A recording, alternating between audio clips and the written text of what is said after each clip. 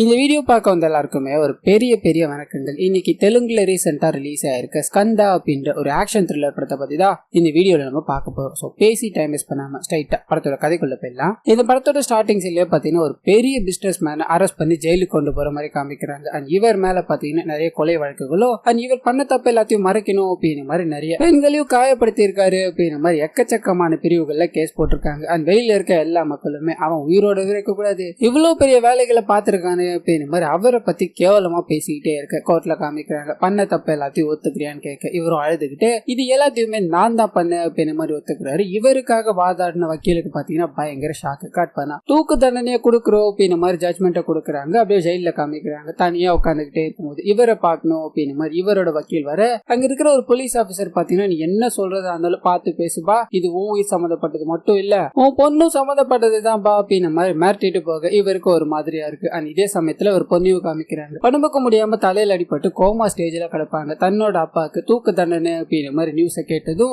இவங்களோட உடல்நிலை பாத்தீங்கன்னா ஒரு மாதிரி மாறிக்கிட்டே இருக்கு. கட் பண்ணி இங்கேயே இவரோட வக்கீல் வந்து சொன்னதுக்கு அப்புறமும் இவர் இதை பண்ண அப்படின்ற மாதிரி ஒத்துக்கிட்டே இருக்கா இல்லையா. வக்கீல் கடுப்பாயிட்டாரு. நீங்க யார வேணா ஏமாத்தலாம், ஆனா அந்த தெய்வத்தை ஏமாத்த முடியாது. தெய்வம் கண்டிப்பா உண்மைகள் எல்லாத்தையும் வெளியே கொண்டு வந்தே ஆகும் அப்படின்ற மாதிரி மாசா ஒரு பஞ்ச் டயலாக பேச கட் பண்ணி ஆந்திர பிரதேஷோட சிஎம் காமிக்கிறாங்க. அவரோட பொண்ணுக்கு இன்னைக்கு கல்யாணம் அப்படின்றதுனால தடபுடலாம் எல்லா விஐபிஸும் வந்திருப்பாங்க. கவர்னர் வரைக்கும் எல்லாரும் வந்திருப்பாங்க. அண்ட் இந்த கல்யாணத்தை எதிர்பார்த்துதான் எங்க குடும்பமே காத்துக்கிட்டு இருக்கு அப்படின்னு மாதிரி சொல்லி இந்த குடும்பத்துல சொந்தக்காரரா இருப்பாரு, ரவுடி மாதிரி இருப்பாரு, அவருக்கு கல்யாணம் பண்ணி வைக்கணும் அப்படின்னு மாதிரி ட்ரை பண்ண பக்கத்து ஸ்டேட்டோட சிஎம் பையன் பாத்தீங்கன்னா அங்க வராரு. அப்பா வர முடியல, அதனாலதான் என்ன அனுப்பிவிட்டு இருக்காரு. நான் அவங்க பொண்ணுகிட்ட போய் ஒரு 2 வார்த்தை பேசிட்டு வருவான்னு சொல்ல இந்த சிஎம் நம்பி அனுப்பிவிட அப்படியே கட் பண்ணா பொண்ணை காணும் அப்படின்னு மாதிரி நியூஸ். ஆனா அப்பதான் தெரிய வருது பக்கத்து ஸ்டேட் சிஎம் பையனோட ஓடி போயிட்டாங்க அப்படின்ற விஷயம். இந்த விஷயம் இப்ப வெளியே தெரிஞ்சது அப்படின்னா இவருக்கு தான் அவமானம் இல்லையா. இதனால என்ன பண்றதுன்னு யோசிக்கிறாரு. அங்க பாத்தீங்கன்னா அவரோட பெரிய வயசானவரா இருப்பாரு. அவரை அடிச்சு அந்த இடத்துல சாகடிச்சுட்டு அங்க இருக்க எல்லாரும் முன்னாடி என்னோட வீட்டுல ஒரு சாவு விழுந்துருச்சு, அதனால இந்த கல்யாணம் நடக்காது அப்படின்னு மாதிரி அங்க இருக்கிற பெரும்பிள்ளைகள் எல்லாத்தையும் அனுப்பி வைக்கிறாரு. அவ எங்கடா போயிருக்கா அப்படின்னு மாதிரி போனை போட ட்ரை பண்ண கட் பண்ணி பக்கத்து ஸ்டேட் சிஎம் அப்படின்னு மாதிரி சொல்லியிருந்தா இல்லையா அவரை காமிக்கிறாங்க. அவர் பக்கத்துல அதாவது கூட இருந்த மனுஷன் நிறைய வேலைகளை ஈடுபட்டு இருப்பாரு. இதுக்கு மேல அவன் தேவைப்பட மாட்டான், அவனை கொண்டுடுங்க அப்படின்னு மாதிரி கூட இருக்க டிஜிபி எல்லாம் கனெக்ட் பண்ணி அவர் அந்த இடத்துல சுட்டுக் கொள்றாங்க. அந்த சமயம் பார்த்து போன் கால் ரிசீவ் ஆகுது. உன் பையன் எங்கடா இருக்கான்,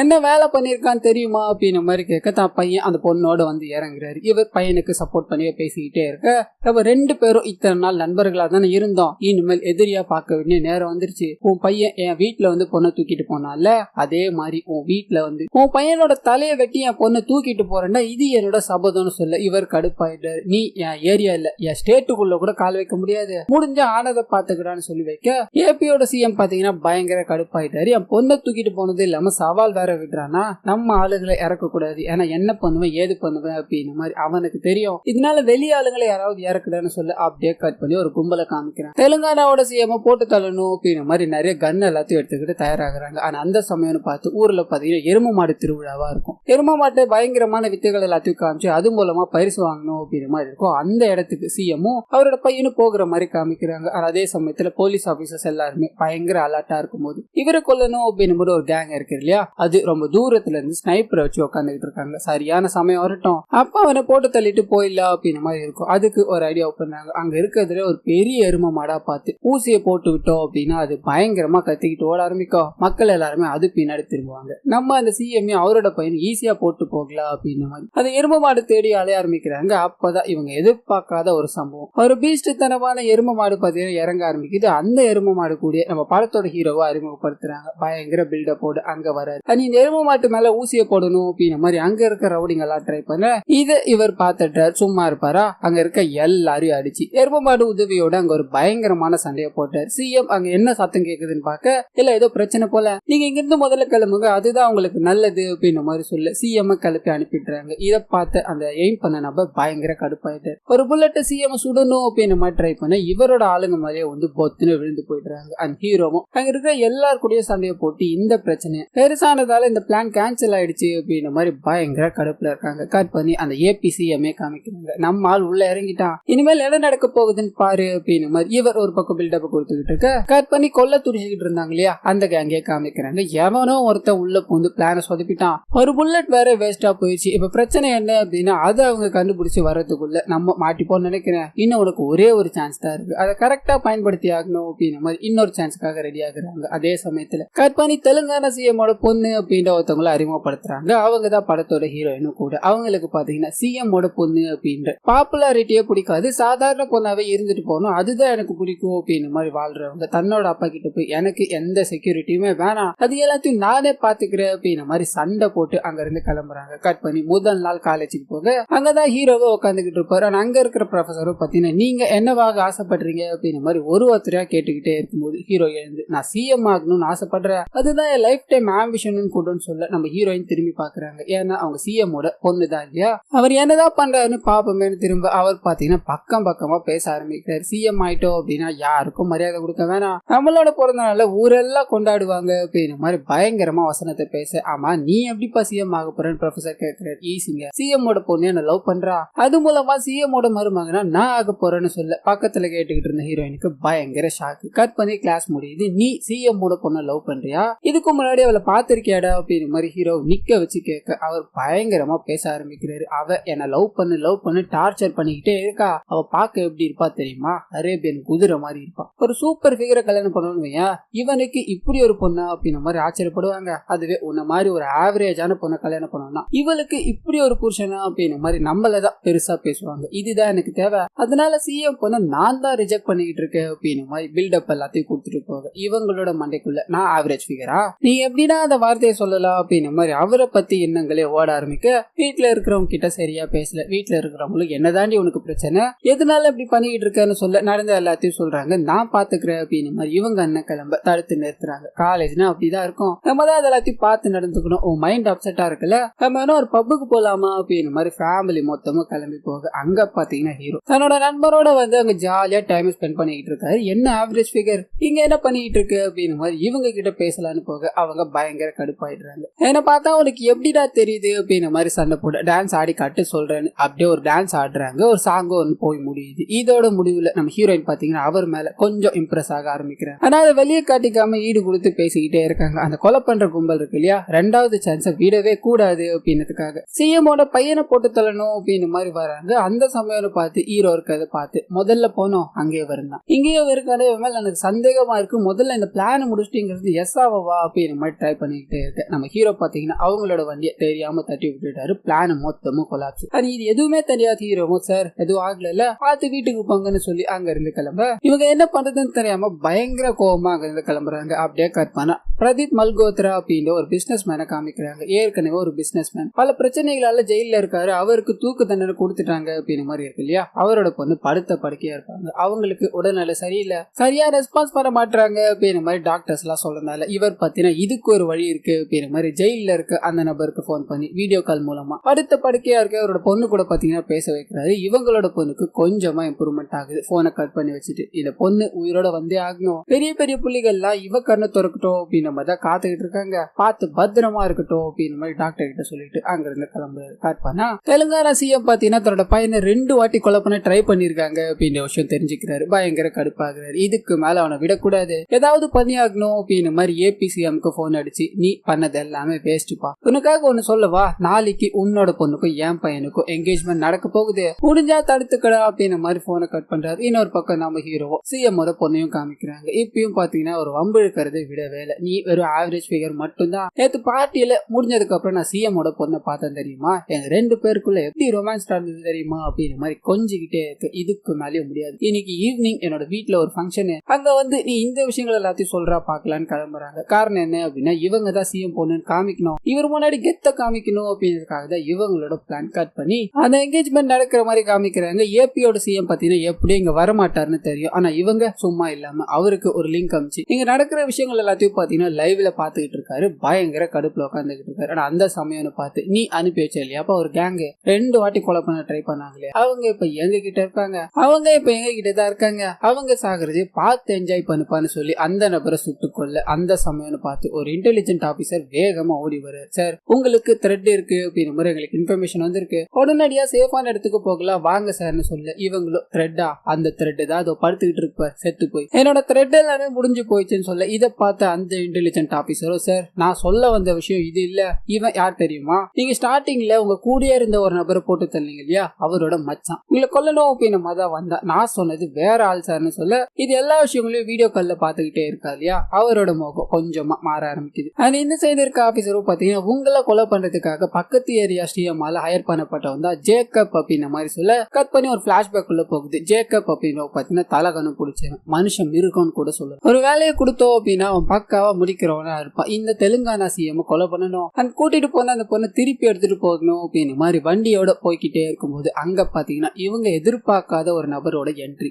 உள்ள போது எல்லாரையும் அடிச்சு போட ஆரம்பிக்கிறாரு. இவங்களுக்கு ஒண்ணுமே புரியல, இங்க என்ன நடக்குது அப்படின்ற மாதிரி ரியலைஸ் பண்றதுக்குள்ளே அந்த நபர் பாத்தீங்கன்னா இங்க இருக்க எல்லாரையும் போட்டு பொழுந்துட்டாரு. கடைசியா அந்த ஜேக்கப் அப்படின்ற மாதிரி இருக்கு இல்லையா, அவர்கிட்ட போறாரு. ஒரு அவ்வளவு பெருசா பேசிட்டு இருந்தாங்க இல்லையா, இப்ப நீ என் கையால தாண்டா சாக போறன்னு சொல்லி அந்த இடத்துல அவரோட தலையை துண்டா வெட்ட இந்த விஷயங்கள் எல்லாமே பாத்தீங்கன்னா ஏபிசிஎம்க்கு தெரிய ஆரம்பிக்குது. நம்ம கொலை பண்ணணும் அப்படின்ற மாதிரி அனுப்பிச்சால ஒரு நபர் கொலை பண்ணிட்டாரு அப்படின்ற மாதிரி இருக்கும். ஆனா அந்த நபர் தான் கண்ணு முன்னாடியே வந்து உட்காரத பாக்குறாரு. பயங்கர கடுப்பாயிட்டாரு. எதனாலடா அந்த மாதிரி பண்ண, உனக்கு என்ன வேணும்டான்னு கேட்க, எனக்கு பிடிச்சவங்களை யாராவது ஏதாவது பண்ணாங்க அப்படின்னா நான் எந்த எல்லைக்கும் போவேன், அதுக்கு இதுதான் சாம்பிள், நீங்க வேற ஏதாவது சொல்லி பாருங்களேன், அதுபடியா நான் பண்றேனா இல்லையான்னு உங்களுக்கு தெரியும்னு சொல்ல இவரு யோசிக்கிறாரு. இவனை பயன்படுத்துறதுதான் சரியானது அப்படின்ற மாதிரி. எனக்காக நீ ஒண்ணு பண்ணி ஆகணும், பக்கத்து ஸ்டேட் சிஎம்மோட பையனை கொண்டுட்டு அங்க இருக்க என்னோட பொண்ணை கூப்பிட்டு வரணும், அப்படி மட்டும் நீ பண்ணிட்டேன்னா இந்த ஸ்டேட்ல எந்த இடத்தை காமிச்சாலும் உனக்கு கொடுத்துடுறேன், அது உனக்கு என்னோட நெஞ்சுக்குள்ள ஒரு இடத்தையும் தரேன்னு சொல்ல இந்த டீலுக்கு ஒத்துக்கிறாரு. கட் பண்ணி பிரசன்ட்டுக்கு போகுது. சோ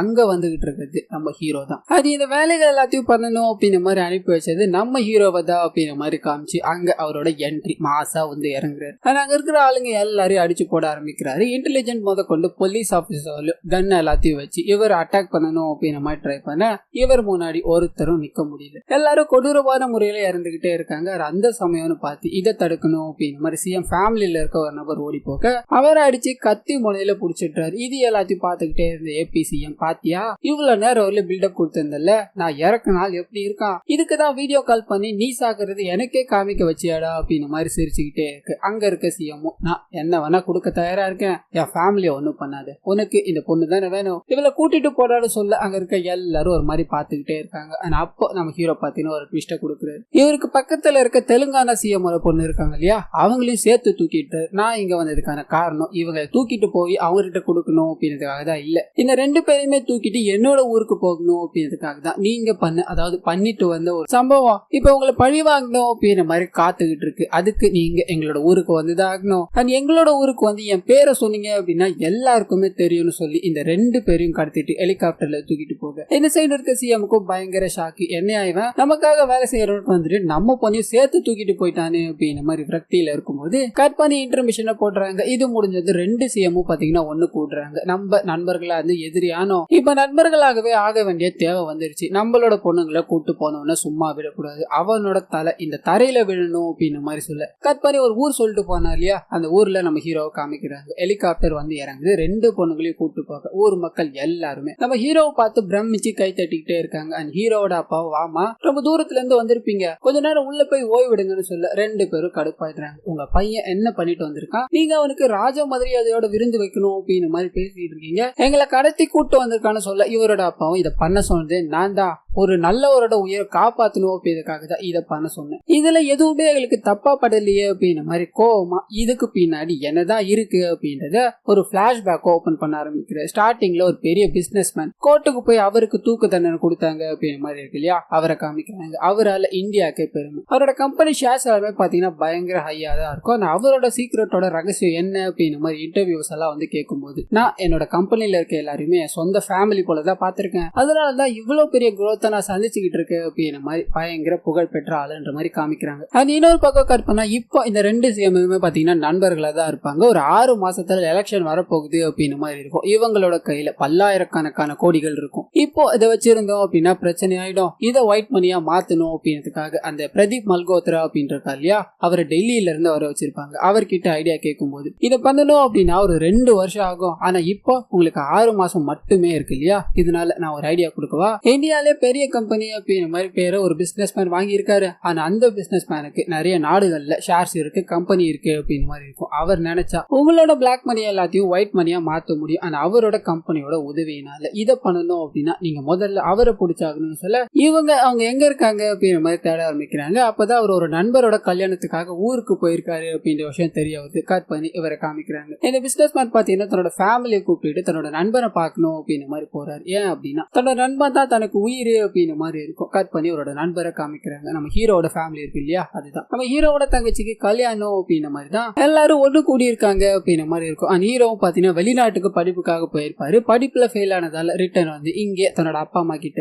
நல்ல பேரை வாங்கிக்கிட்டு ஊர் மக்களுக்கு உதவிட்டு இருக்காரு அப்படின்ற மாதிரி அறிமுகமாக்குறாரு. ஆனா அப்பதான் பாத்தீங்கன்னா ஹாஸ்பிட்டல்ல படுத்த படுக்கையா ஸ்டார்டிங்ல காமிச்சாங்க இல்லையா, அதை போல ஹீரோவை பாக்குறாங்க. ரெண்டு பேரும் பேசிக்க ஆரம்பிக்கிறாங்க. அது கூடவே ரெண்டு நண்பர்களும் ரொம்ப நாள் கழிச்சு ஒண்ணு சேர்ந்திருக்காங்க இல்லையா. இந்த கல்யாணம் முடிகிற வரையும் இந்த ஊரை அவனுக்கு சுத்தி காமிச்சு அவனை சந்தோஷமா வச்சிருக்கணும் அப்படின்றதுக்காக ஒரு சாங்க போட ஆரம்பிக்கிறாங்க. ஆனா அந்த சாங்கோட முடிவுல இந்த ஊரை மொத்தமா சுத்தி பார்த்துட்டு பெரிய மனமே இல்லாம கிளம்புற மாதிரி காமிக்கிறாங்க. ஆனா அப்பதான் பாத்தீங்கன்னா அந்த பிசினஸ் மேன் நம்ம ஹீரோ கிட்ட வராரு. நீ வெளிநாட்டுக்கு போய் படிச்சு ஃபெயில் ஆயிட்ட அப்படின்னு அப்போ சொல்றான். ஆனா எனக்கு கிடைச்ச இன்ஃபர்மேஷன் படி நீ அந்த காலேஜ்ல டாப்பர் அப்படின்ற மாதிரி இருக்கு. ஒரு கம்பெனி உனக்கு எண்ணில் அடங்காத சம்பளத்தை கொடுத்து ஏன் கம்பெனில வந்து ஜாயின் பண்ணிக்கோ அப்படின்ற மாதிரி ஆஃபர் பண்ணிருக்காங்க. அது எல்லாத்தையும் ரிஜெக்ட் பண்ணிட்டு இங்க வந்து நான் ஃபெயில் ஆயிட்டேன் அப்படின்ற மாதிரி போய் சொல்றதுக்கான காரணம் என்ன, அது என்னன்னு எனக்கு தெரிஞ்சுக்க ஆசையா இருக்குன்னு சொல்ல இவரு யோசிக்கிறாரு. அங்க இருக்க எல்லாருமே ஷாக்கோட இருக்கும்போது நான் இது எல்லாமே பண்ணது என்னோட அப்பா அம்மாக்காக மட்டும்தான். சின்ன வயசுல எப்படி பாத்துக்கிட்டு இருந்திருப்பாங்க, வயசானதுக்கு அப்புறம் அவங்க குடிக்க தண்ணி கூட வேற ஒருத்தரை டிபெண்ட் பண்ணி இருக்கணுமா, அப்பா அம்மா விட்டுட்டு நான் அங்க போய் கோடி கூடியா சம்பாரிச்சு என்ன பண்ண போறேன், இது எல்லாத்தையுமே நான் யோசிச்சு பார்த்தேன்.